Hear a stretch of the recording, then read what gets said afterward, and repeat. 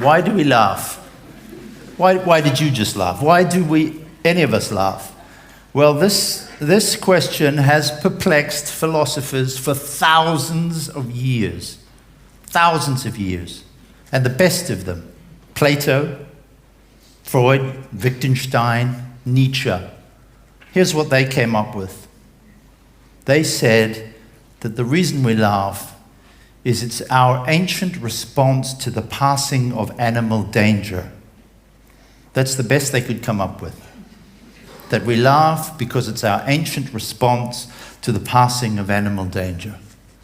From which I think, people, we could conclude that asking a philosopher to define comedy is like asking Stevie Wonder to help you find your car keys.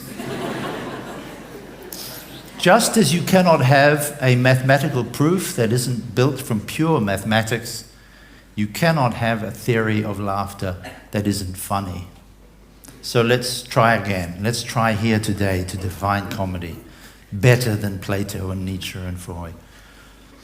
I've looked around for the oldest joke I could find, and I found one. It's 1,000 years old. At the end of the first millennium, this was knocking them dead. And it goes like this. There was a funeral in a church. You have to imagine a medieval church. And everyone is weeping great tears, except one man. And the priest notices that one man isn't crying.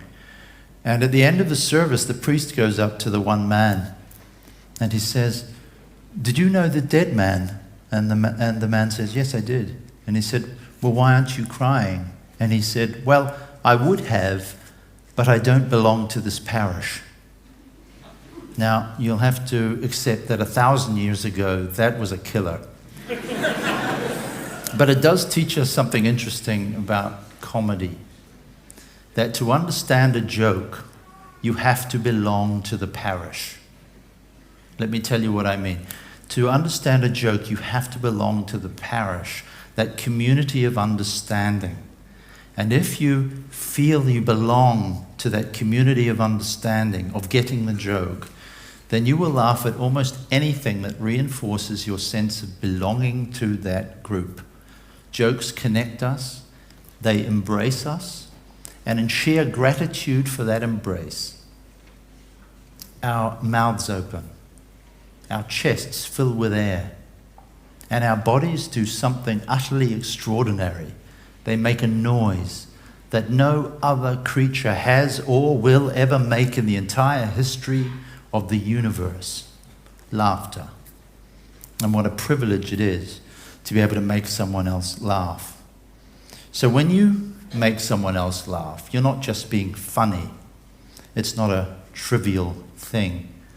You are inducers of hope, embracers of strangers, eradicators of hopelessness. You are physicians and peacemakers.